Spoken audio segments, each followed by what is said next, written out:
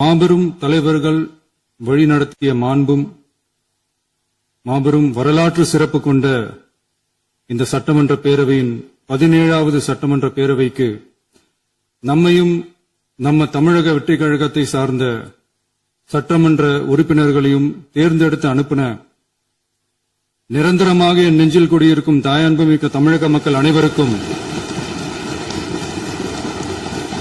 என்னுடைய மனப்பூர்வமான நன்றிகள். 17வது சட்டமன்ற கூட்டத்தொடரின் முதல் ஆளுநர் உரையின் மீதான நன்றி தெரிவிக்கும் தீர்மானத்திற்கு பதிலுரை வழங்க வாய்ப்பளித்த மாண்புமிகு பேரவைத் தலைவருக்கு நம் வணக்கத்தை தெரிவித்துக் கொள்கிறோம். மாண்புமிகு பேரவைத் தலைவர் அவர்களே, இந்த 17வது மாமன்றத்தில் அதிகப்படியான 12 கட்சிகளைச் சேர்ந்த பிரதிநிதிகள் தேர்ந்தெடுக்கப்பட்டிருக்கும். நாம கொள்கை ரீதியாகவும் நிலைப்பாடு ரீதியாகவும் வேறுபட்டு இருந்தாலும் மக்கள் பணி செய்வதுதான் நம்ம எல்லாருக்கும் பிரைமரியா இருக்கிற ஒரே எய்ம். அந்த வகையில தான் நம்ம எல்லாருமே நம்ம மக்களால் அங்கீகரிக்கப்பட்டு சட்டமன்றத்திற்கு வந்திருக்கிறோம். அதனால நாம கருத்தால் வேறுபட்டாலும் மக்கள் சேவை என்ற நோக்கத்துல நம்ம மாநிலம் சார்ந்த விஷயங்கள்ல நாம எல்லாரும் ஒன்றிணைந்து பயணிச்சா நம்ம தமிழ்நாடு என்னைக்கும் எதிலையும் முதன்மை மாநிலமாக திகழும்.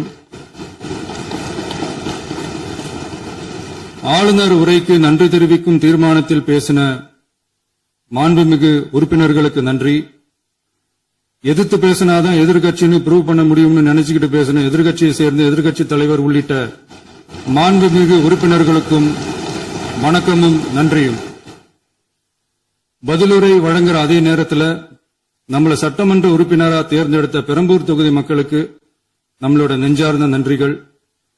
அதே மாதிரி ராஜினாமா பண்ணிட்டாலும் நம்மளை தேர்ந்தெடுத்த திருச்சி கிழக்கு மக்களுக்கும் இந்த மன்றத்தில் நம்மளோட நன்றியை பதிவு செய்கிறோம்.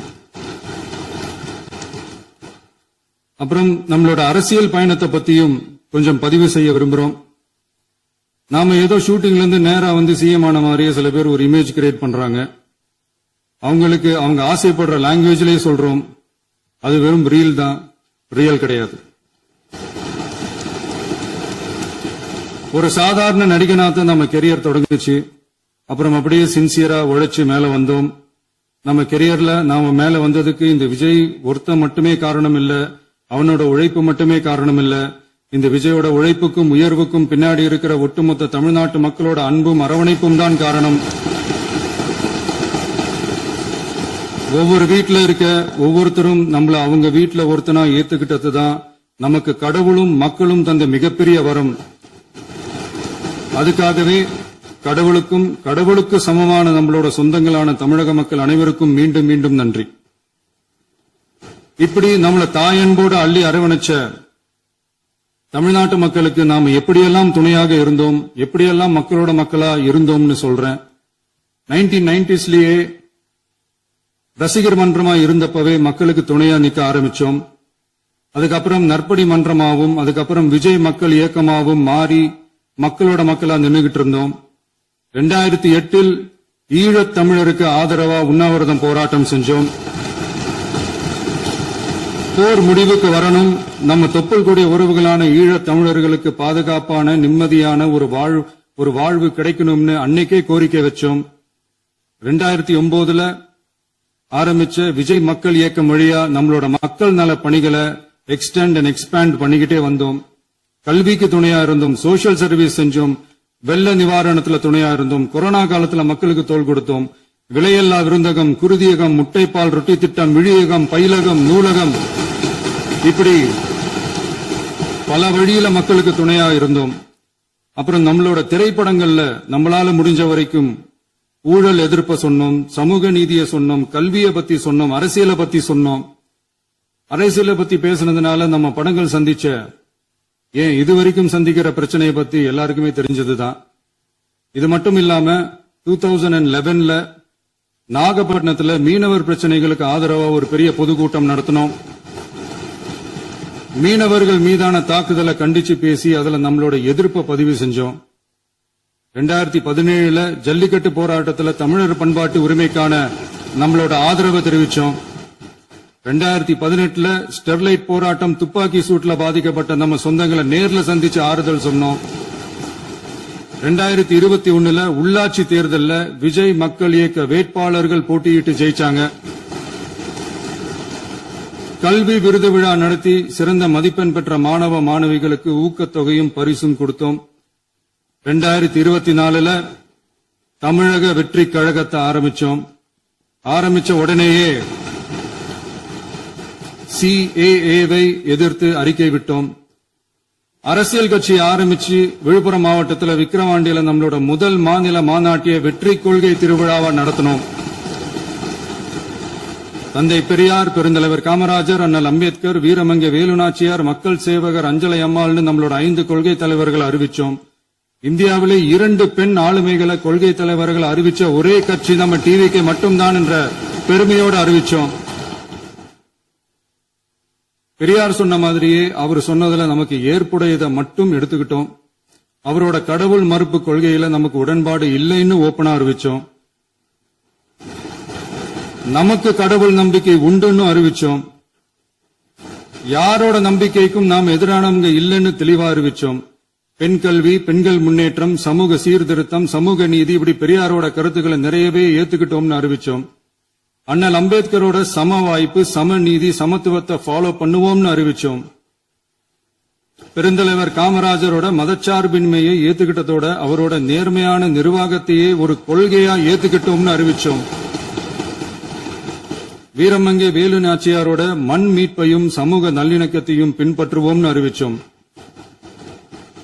மக்கள் சேவகர் அஞ்சலை அம்மாளோட விடுதலை வேட்கையையும் மக்களோட வாழ்வாதாரத்துக்காக உறுதியாக நிற்கிறதையும் பின்பற்றுவோம்னு சொன்னோம். எல்லாருக்கும் எல்லாமும் கிடைக்கணும், எம் மதமும் நம் மதம்னு சொல்லி மதச்சார்பற்ற சமூக நீதி தான் நம்ம கொள்கைன்னு அறிவிச்சோம். நம்ம கொள்கை எதிரி யாரு, அரசியல் எதிரி யாருன்னு ஓப்பனா அறிவிச்சோம். எல்லாத்துக்கும் மேல பிறப்புக்கும் எல்லா உயிர்க்கும்ன்றத நம்மளோட அடிப்படை அரசியல் கோட்பாட்டா அறிவிச்சுட்டு தான் அரசியலுக்கே வந்தோம். நம்ம மதுரை மாநாட்டில் நம்மளோட தேர்தல் அரசியல் மற்றும் ஆட்சி அதிகார அரசியல் வழிகாட்டியா அறிஞர் அண்ணாவையும் புரட்சித் தலைவர் எம்ஜிஆரையும் ஏத்துக்கிட்டதா அறிவிச்சோம். அப்புறம் இன்னனையும் நாம இங்க பதிவு செஞ்சே ஆகணும். எல்லாரும் கட்சி ஆரம்பிச்சுட்டு தான் ஒவ்வொரு வீட்டுக்குள்ளேயும் போவாங்க. ஆனா நாம ஒவ்வொரு வீட்டுக்குள்ளேயும் போனதுக்கு அப்புறம் தான் கட்சியவே ஆரம்பிச்சிருக்கிறோம். ஒவ்வொரு வீட்டுல ஒவ்வொருத்தரும் நம்மள அவங்க பிள்ளையா, மகனா, அண்ணனா, தம்பியா ஏத்துக்கிட்டதும் இயல்பா நடந்துச்சு. தமிழ்நாட்டு மக்களோட மனசுக்குள்ள போறதுக்கு நாம பட்ட பாடு நமக்கு மட்டும்தான் தெரியும். இதெல்லாம் புரிஞ்சாலும் புரியாத மாதிரி இருக்கிறவங்க தான் நம்மள நடிகன் என்று சொல்லியும் நம்ம கட்சிய நடிகன் கட்சின்னு சொல்லியும் சில நக்கல், நையாண்டி இதெல்லாம் பேசுவாங்க. அதை பத்தி நமக்கு கவலை இல்லைன்னு. இப்படி நம்ம அரசியல் பயணம் ரொம்ப டிரான்ஸ்பரண்டா தான் ஆரம்பிச்சிருக்கு. இந்த 2026 தேர்தல்ல கூட்டணியே இல்லாமல் தனியா நின்னோம். மக்கள் நம்மள தெளிவா புரிஞ்சுகிட்டதாலையும் நம்ம டிவிகே தோழர்களோட உழைப்பாலையும் நாம 35% வாக்குகளை வாங்கினோம். 1,72,00,000 வாக்குகளோட தமிழ்நாட்டிலேயே தனி பெரும் கட்சியா வந்தோம். தமிழக மக்களாலையும் நம்மளோட ஆதரவு இயக்கங்களாலையும் இதோ இன்னைக்கு இங்க நம்ம டிவிகே ஆளும் கட்சியா உட்கார்ந்திருக்கிறோம். இந்த ஆளும் கட்சியா ஆனதும் அவ்வளவு சாதாரணமாலாம் நடந்துடல. 2.25 வருஷத்துல ஆட்சிக்கு வந்துட்டீங்கன்னு ரொம்ப கிண்டலா கேலியா சிலர் பேசுறாங்க. எங்களோட இந்த 2.25 வருஷ டிராவல்ல எவ்வளவு வலியும் வேதனையும் இருக்குது.